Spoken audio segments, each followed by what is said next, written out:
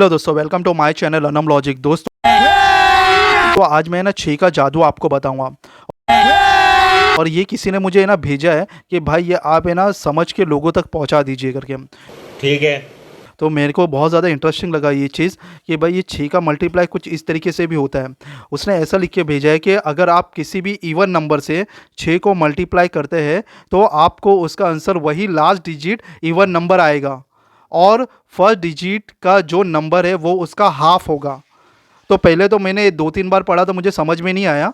जब मैंने वही चीज़ कैलकुलेटर पे जाके कैलकुलेशन किया ना तो मेरे को उस चीज़ का पूरा के पूरा डिटेल है ना मुझे अच्छी तरह समझ में आ गया कि अच्छा, ये एक्चुअल में बोलना क्या चाहता है। और उसने नीचे एग्जाम्पल भी दिया है, देखो 6 मल्टीप्लाई बाय 2 तो आंसर आता है 12। उसके बाद उसने नीचे इवन नंबर भी दिया है, ऑड नंबर भी दिया है। इससे पहले वाली वीडियो में भी मैंने आपको बता चुका हूँ कि इवन नंबर किसको बोलते हैं और ऑड नंबर किसको बोलते हैं। चाहे तो आप गूगल पे भी सर्च कर सकते हो इवन नंबर क्या होता है और ऑड नंबर क्या होता है। इवन नंबर दोस्तों वो चीज़ होती है जिसके लास्ट में 2, 4, 6, 8 और 0 आते ना, वो इवन नंबर कहा जाता है। और ऑड नंबर को जिसके लास्ट में 1, 3, 5, 7 और 9 आते ना, उसको ऑड नंबर कहा जाता है। जैसे 11 वो एक ऑड नंबर है, लेकिन वही 12 आता है तो वो इवन नंबर में काउंट हो जाता है, क्योंकि 12 एक इवन नंबर है क्योंकि उसका लास्ट जो डिजिट है वो 2 है। ठीक है। उसके बाद अगर 13 आता है तो वो एक ऑड नंबर में आ जाता है, लेकिन अगर वही 14 होगा तो वो इवन नंबर पे आ जाएगा।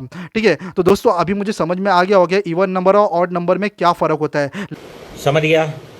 लेकिन आज हम 6 का जादू देख रहे हैं, यानी कि कोई भी इवन नंबर को हम 6 से मल्टीप्लाई करते हैं तो लास्ट का जो आंसर आता है वो जिससे मल्टीप्लाई किया होता है वही आंसर आता है। और उसके बाद जो पहला डिजिट होता है ना दोस्तों वो उसका हाफ होता है। चलिए अभी शुरू करते हैं और एक कैलकुलेटर पे भी जाता हूँ और समझा देता हूँ कि यहाँ पे ये क्या एक्चुअल में कहना चाहता है। तो सबसे पहले चीज़ तो उसने एग्जाम्पल दिया, तो यहाँ पे तो आप समझ लोगे, लेकिन और भी मेमोराइज बढ़ाने के लिए, आपके ब्रेन को बूस्ट करने के लिए आपको मैं कैलकुलेटर के ऊपर लेके चलता हूँ। तो सिंपल सा मैं एक कैलकुलेटर ओपन कर लेता हूँ और यहाँ पे देखिए अगर 6 को मैं कोई भी इवन नंबर से देता हूँ, जैसे कि उसने एग्जांपल दिया था 6 मल्टीप्लाई बाय 2 देता हूँ, तो यहाँ पे जो आंसर आता है वो 12 आता है। यानी कि एक पहला जो नंबर है 1 है और दूसरा जो नंबर है वो 2 है, यानी कि एक एक मिला के कितना होगा, 2 हो जाएगा। समझ में आ गया? क्या बात है सर।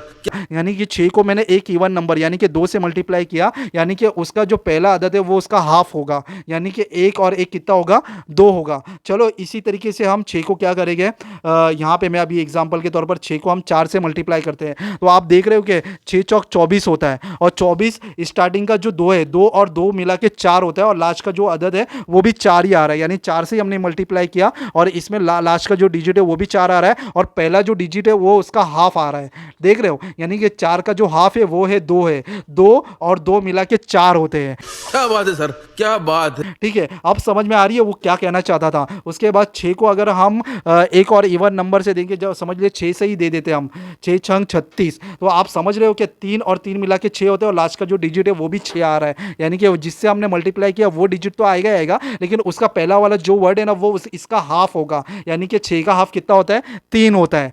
क्या बात है सर, क्या बात। समझ रहे हो? और उसके बाद अगर हम चलिए 6 को अगर 8 से भी मल्टीप्लाई करते हैं तो यहाँ पे देखिए 48 आ रहा है, यानी कि 48 आ रहा है, जो कि 8 का हाफ हो रहा है 4, 4 और 4 मिला के 8 होते हैं और जिससे हमने 8 से मल्टीप्लाई किया तो उसका जो फर्स्ट जो डिजिट है वो 8 आ रहा है और उसका ही हाफ आगे का आ रहा है वो है 4 आ रहा है, यानी कि 4 आ रहा है, यानी कि 48 हो गए। ठीक है।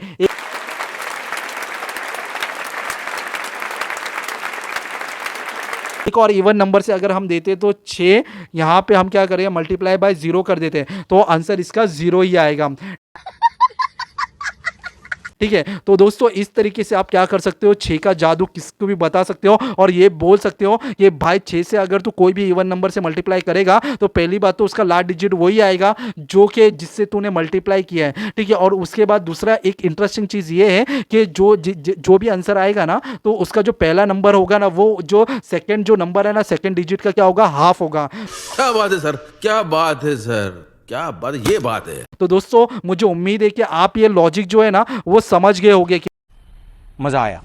तो दोस्तों मुझे उम्मीद है कि आपको ये सारी चीज़ें क्लियर हो गई रहेगी। अगर क्लियर हो गई तो मेरे चैनल को सबसे पहले लाइक, शेयर और सब्सक्राइब जरूर करना। भाई ने बोला करने का तो करने का। चलिए फिर मिलते हैं नेक्स्ट वीडियो में। Thanks for watching.